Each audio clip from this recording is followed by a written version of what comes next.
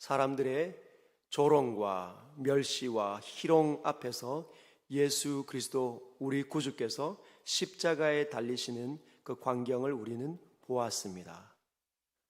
많은 사람들이 예수를 향하여서 손가락질하는 거죠. 하나님 버려졌습니다. 하나님을 그렇게 사랑한다 말하면서 6월절 그 시작되기 전에 많은 사람들이 호산나 다윗의 자손이시여, 호산나 다윗의 자손이시여 그렇게 이야기했지만 예수께서 잡히시고 난 이후에 어찌된 영문인지 그들 모두는 하나님을 떠나고 예수님을 버렸습니다.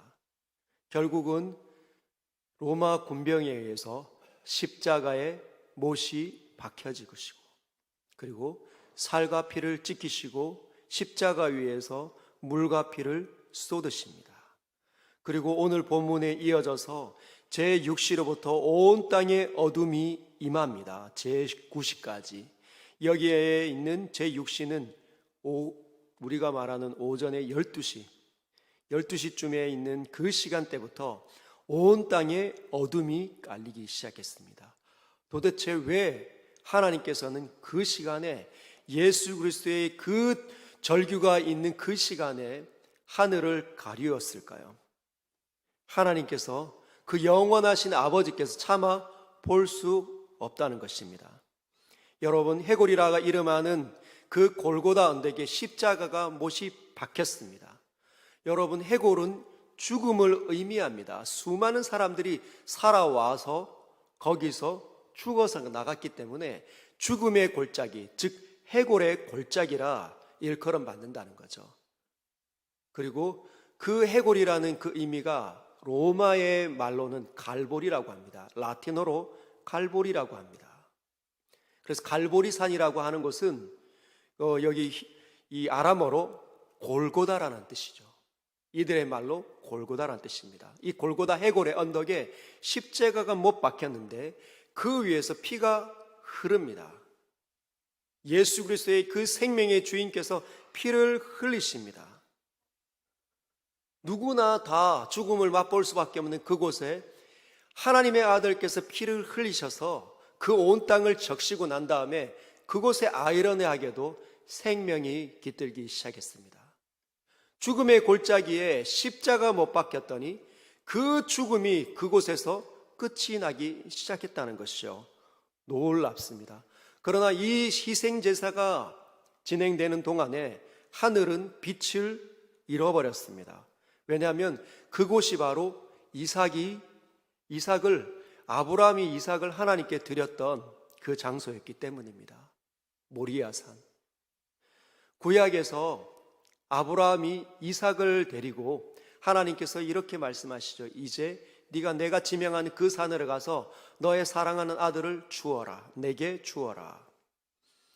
여러분, 아브라함이 100세가 넘는 그 시기에 동안 아이가 한 번도 없었는데 그렇게 갖고 싶어서 이리저리로 다니다가 결국은 이 가나안 땅에서 100세가 넘을 때 바로 아이를 받았는데 그 아이가 이제 곧 자라는데 이렇게 예쁘게 자라는데 하나님께서 데려가신다 했을 때 마음이 어땠을까요? 눈에 넣어도 아프지 않은 그 이삭이 뛰어노는 모습 보면서 얼마나 행복했는데 이제 내 손으로 그 아이를 잡는다? 말할 수 없는 참담한 모습 아닙니까? 얼마나 고통스러웠을까요? 얼마나 눈물이 흘렀을까요? 가는 동안에 얼마나 방황하고 얼마나 힘이 들었을까요? 그리고 주의 명령을 따라 칼을 뽑아서 내리치려고 할 때 주께서 멈추라고 말씀하십니다. 이제야 네가 나를 사랑하는 줄을 알겠다. 그리고 돌아보니 숲풀에 한 염소 양이 있는 것입니다. 그래서 하나님께서 이렇게 말씀하신 거죠. 여호와 이레. 하나님께서 친히 준비하신다. 여러분, 그 장소가 바로 예수 그리스도께서 희생당하는 장소이십니다.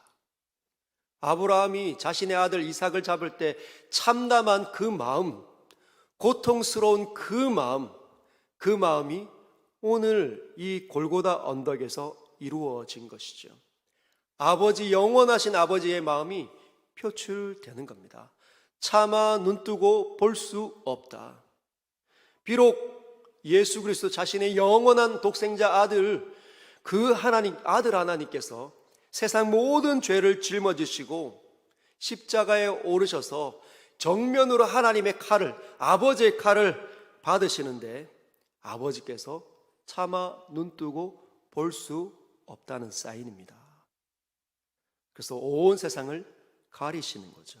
아들의 죽음을 견딜 수 없어 하는 아버지이십니다. 46절 보면 제9시쯤에 예수께서 크게 소리 질러 이르시되, 한 3시간이 지나고 난 다음에 온 땅에 어둠이 깔려있는 그 절정의 시간에 아들 하나님께서 이렇게 소리질러 외치십니다. 엘리 엘리 라마 사박다니, 나의 하나님 어찌하여 나를 버리셨나이까. 여러분, 아들 하나님께서 아버지여라고 부르지 않습니다. 더 이상 아버지여라고 부르지 않고 나의 하나님이라고 부르고 있습니다. 왜 그러셨을까요? 겟세마네 동산에서만큼 벌써 친밀한 하나님의 사랑을 누릴 때 아버지여 이 잔을 내게서 옮기시옵소서. 그러나 지금은 아버지여라고 따뜻하게 이야기하지 않고 나의 하나님이라고 부르고 있습니다. 왜냐하면 예수 그리스도에게로 저와 여러분들이 흉악한 모든 죄악들이 다 옮겨졌기 때문입니다. 그분은 죄 덩어리가 되었습니다. 여러분, 하나님께서 거룩하신 하나님께서, 순결하신 하나님께서 자기의 영혼에, 자기의 육체 가운데, 자기의 본질 가운데 죄가 하나라도 깃들면 어떻게 될까요? 죄를 그렇게 미워하시고 죄를 그렇게 싫어하시는, 죄를 그렇게 끔찍히 여기는 그 하나님의 본질이 죄가 닿는 순간 몸서리 치는 겁니다. 끔찍스러운 거죠. 자기가 죄 덩어리가 되었기 때문에 자신이 그렇게 사랑했던 영원한 하나님 아버지를 부르지 못하는 겁니다. 여러분, 마태복음 3장 17절에는 예수께서 세례 요한을 통하여서 세례를 받고 올라오시는 장면이 있습니다. 이는 내 사랑하는 아들이요 내 기뻐하는 자라. 요단강에서 세례를 받고 올라오셨을 때 하늘이 열리고 성령이 비둘기같이 내릴 때 하나님의 아버지의 음성이 이렇게 들렸습니다. 그 아들 하나님에게로, 이는 내 사랑하는 아들이요 내 기뻐하는 자라. 하나님께서 얼마나 사랑스럽게 보셨을까요? 하나님의 기쁨이 얼마나 충만했을까요? 마태복음 17장 5절에 보면 변화산상에서 말로 다 할 수 없는 그 흰 옷을 입고 변모하셨던 그 예수님을 향하여서 하늘에서 이렇게 말씀하십니다. 이는 내 사랑하는 아들이요 내 기뻐하는 자라. 너희는 그의 말을 들으라 하시니라. 온 세상을 향하여서 너희는 그의 말을 들어야 되는데 그 이유가 무엇이냐? 이는 내 사랑하는 아들이요 내 기뻐하는 자이기 때문이다. 여러분, 요한복음에는 우리 주님께서 이 세상의 죄를 지기 전에 세상을 위하여서 기도하셨던 내용이 있습니다. 요한복음 17장 이 전반에 보면 예수께서 하시는 기도의 내용인데, 그 중에 24절에 하나님께서 사람이 되시기 전에, 예수님께서 사람이 되시기 전에 어떤 광경이 있었는지 묘사하고 계십니다. 24절 같이 한번 읽어볼까요? 시작. 아버지여, 내게 주신 자도 다 나 있는 곳에 나와 함께 있어 아버지께서 창세전부터 나를 사랑하심으로 내게 주신 나의 영광을 그들로 보게 하시기를 원하옵나이다. 창세전부터 나를 사랑하셨다는 겁니다. 창조 온 땅이 만들어지기 전에 아버지와 아들께서 사랑의 관계였다는 거죠. 그리고 내게 주신 나의 영광을, 아버지 하나님께서 아들을 볼 때 얼마나 사랑하는지 그 완벽하고도 절대적인 사랑을 주었고, 그래서 영광이 예수에게 있었다는 것입니다. 근데 그분이, 그 아들 하나님께서 이제 십자가에 달리셔서 아버지를 더 이상 아버지로 부를 수 없었고 죄인 신분으로서 죄 덩어리와 세상의 수치가 되어서 아버지 앞에서 심판을 받고 있습니다. 어떻게 그럴 수 있는가? 어떻게 그럴 수 있는가? 이사야 59장 2절 이미 예정되어져 있었다는 것이죠. 이렇게 말씀합니다. 오직 너희의 죄악이 너희와 너희 하나님 사이를 갈라놓았고 너희 죄가 그의 얼굴을 가리어서 너희에게서 듣지 않으시게 함이니라. 예수에게로 우리 모든 죄악이 옮겨졌기 때문에 이제 더 이상 예수님의 이 절규가 하나님 앞에 상달되지 않는다는 것이죠. 아버지 하나님께서는 죄 덩어리가 된 그 아들 하나님의 이 절규를 이제 무시하십니다. 눈을 닫으시는 것이죠. 이것이 예수께서 받으시는 최고의 형벌 가운데 하나입니다. 아버지와 영원하신 아버지와의 이 사귐이 분리되는 것. 저와 여러분들과의 이 저주도 아담과 하와가 하나님을 떠나면서 일어났는 거 아닙니까? 온 땅에 있는 모든 저주는 하나님과 분리되면서 하나님을 잃어버리면서 나타나는 겁니다. 그 사실을 예수 그리스도께서 지금 맛보고 계시다는 것이죠. 얼마나 괴로웠을까요? 얼마나 힘이 들었을까요? 그래서 그분이 겟세마네 동산에서 기도하실 때 땀이 피가 되듯이 쏟아 내려지는 것입니다. 알지 못하는 사람들은 온 땅에 죄를 짊어지시면서 어떻게 3번이나 살려달라고 하는가? 과감하게 그냥 죽으면 되지.